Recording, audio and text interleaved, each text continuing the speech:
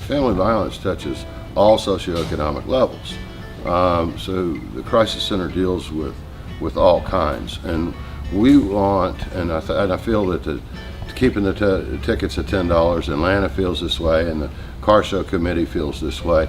Keeping that pricing at $10 does what we want it to do. It gets more people exposed to the need. Courtesy of a close friend, we were able to present a 64.5 Caspian Blue. And you've seen a Caspian Blue before, but you ain't seen one like this one.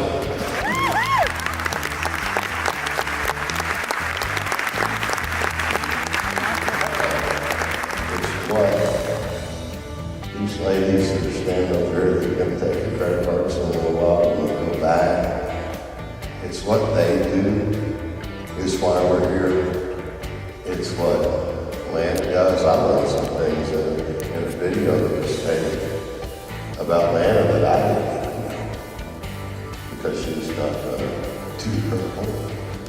But this is why we do this. We do this for a very unfortunate cause. Yes, it's a raffle car. Yes, it is a fundraiser, but ultimately it's about awareness that people know what the Crisis Center's mission is. They know that it's an unfortunate deal, that it's not going to go away. I've said this for years. Unfortunately, we don't get rid of this. So we always have that need, and it's an ongoing need. Now that the Lone Star Salute's done, now the car's been unveiled, and now the East Texas Fair is over. It's been to the fair. It's been on a bunch of cruise nights. It will go, all over East Texas for the next several months. And our part of it is largely done, except for if something goes wrong, then mechanically with the car, then we may end up getting it back. Every year when I've really been worried, how are we going to do this? How are we going to, make it better?